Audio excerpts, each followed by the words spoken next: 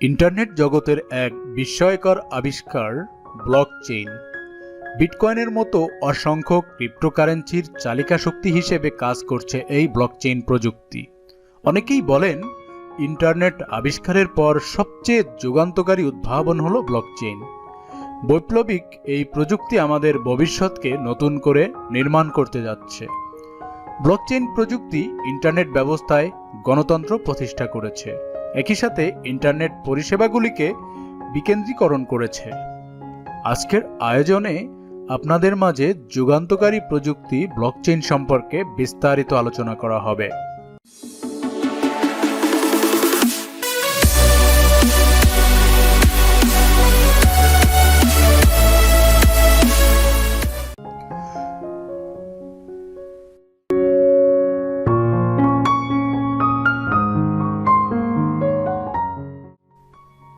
Blockchain অত্যন্ত শক্তিশালী একটি ধারণা।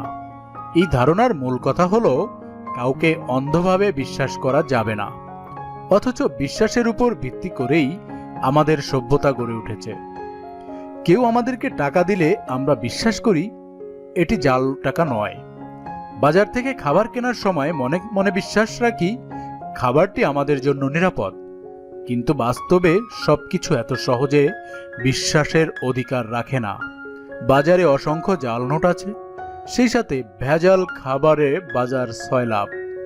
একই রকম ভাবে অসংখ্য দুর্নীতিগ্রস্ত ব্যাংক এই বিশ্বে আছে, যারা মোটেও বিশ্বস্ত নয়।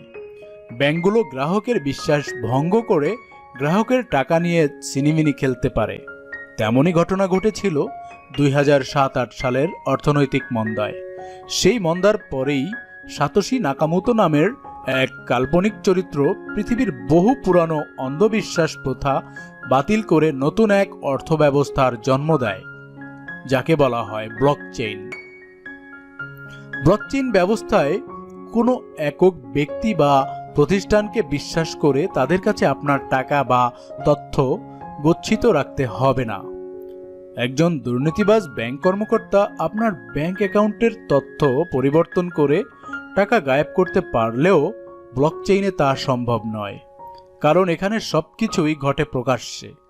বিশাল কোনো তথ্য ব্যবস্থা সবাই মিলে ছোট ছোট অংশে নিয়ন্ত্রণ করাই হলো ব্লকচেইন। ব্লকচেইনের যে বিষয়টি সবচেয়ে ভালো তা হলো কোনো ঘটনা ঘটার সাথে সাথে তথ্যের আদান প্রদান সফলভাবে লিপিবদ্ধ করা হয়।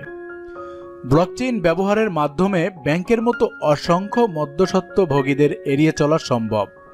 এর ফলে বিশ্ব অর্থনীতি গুটিকয়েক কোম্পানির দাসত্ব থেকে মুক্ত হতে পারবে। ধারণা করা হচ্ছে 2025 সালের মধ্যে বিশ্বের 10% জিডিপি ব্লকচেইনের অধীনে চলে আসবে। ব্লকচেইন হলো তথ্য সংরক্ষণের সম্পূর্ণ নতুন পদ্ধতি। একটি ব্লক হলো কোনো একটি বিষয়ের সামান্য কিছু তথ্য। একাধিক ব্লক একটির সাথে আরেকটি জোড়া লেগে তৈরি হয় ব্লকচেইন। মনে করুন আপনার কাছে 4টি কয়েন আছে, সেখান থেকে আপনি একটি কয়েন খরচ করলেন, তাহলে একটি নতুন ব্লক তৈরি হবে এবং নতুন ব্লকটি প্রথম ব্লকের সাথে সংযুক্ত থাকবে। তখন প্রথম ব্লকটি লক হয়ে যাবে। এভাবে আপনি নতুন আয় করলে বা খরচ করলে নতুন নতুন ব্লক তৈরি হবে, আর আগের ব্লকটি লক হয়ে যাবে। তার মানে আগের তথ্য পরিবর্তন করা যাবে না, কারণ এসব ব্লক খোলা যায় না এবং লিঙ্কগুলো ভাঙা যায় না। ভীষণ কঠিন কোড দিয়ে এই লিঙ্কগুলো তৈরি করা হয়েছে। সে কারণেই ব্লকচেইনে থাকা তথ্যগুলো নিরাপদ এবং বিশ্বাসযোগ্য। ব্লকচেইনের টাকার হিসাবকে বলা ব্লকচেইনের লেজার ব্যাংকের মতো কোনো একটি কেন্দ্রীয় সার্ভারে সংরক্ষিত থাকে না। ব্লকচেইন লেজারের কপি লক্ষ লক্ষ ব্যক্তিগত কম্পিউটারে হুবহু সংরক্ষিত থাকে।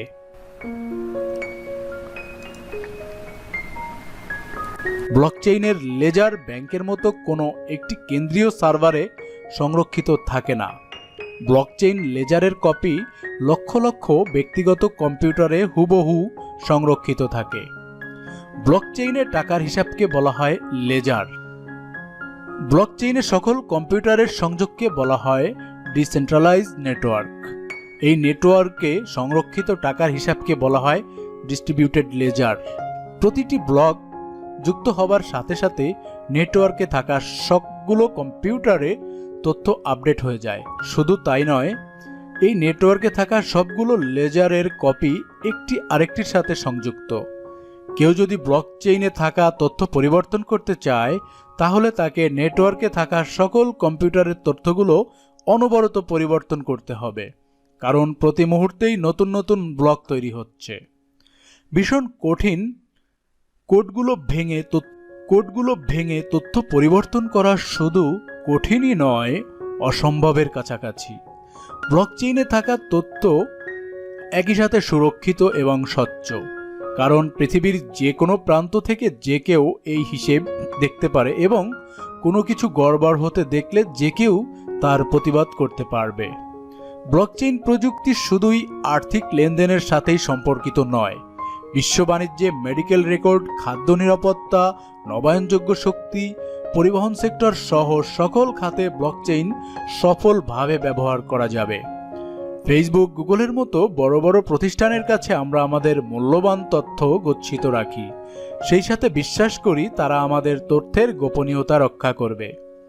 কিন্তু বাস্তবে অনেক সময় এসব প্রযুক্তি প্রতিষ্ঠান আমাদের সাথে বিশ্বাসঘাতকতা করে। আমাদের একান্ত ব্যক্তিগত তথ্য তারা বিজ্ঞাপনদাতাদের কাছে বিক্রি করে দেয়। সেজন্য ব্লকচেইন ভিত্তিক বেশ কিছু সামাজিক যোগাযোগ মাধ্যম এবং চ্যাটিং অ্যাপস গড়ে উঠেছে, যেখানে ব্যক্তিগত তথ্য সংরক্ষণ করা সম্পূর্ণ নিরাপদ। ব্লকচেইনে থাকা তথ্য যেহেতু পরিবর্তন করা যায় না, তাই এই পদ্ধতি ব্যবহার করে নির্বাচন পরিচালনা করা সম্ভব, যাতে কেউ নির্বাচনের ফলাফলে কারচুপি করতে না পারে। নতুন এই প্রযুক্তির সাথে সম্পর্কিতরা বলছে, ব্লকচেইনের মাধ্যমে আমাদের অর্থ হবে আরও সুরক্ষিত, প্রশাসনিক ব্যবস্থা হবে দুর্নীতিমুক্ত এবং আমাদের অনলাইন কার্যক্রম হবে তৃতীয় পক্ষের নজরদারি মুক্ত। তবে সকল ক্ষেত্রে ব্লকচেইনের ব্যবহার নিশ্চিত করতে হলে যে সফটওয়্যার দিয়ে ব্লকচেইন লেখা হবে সেটি হতে হবে নির্ভুল।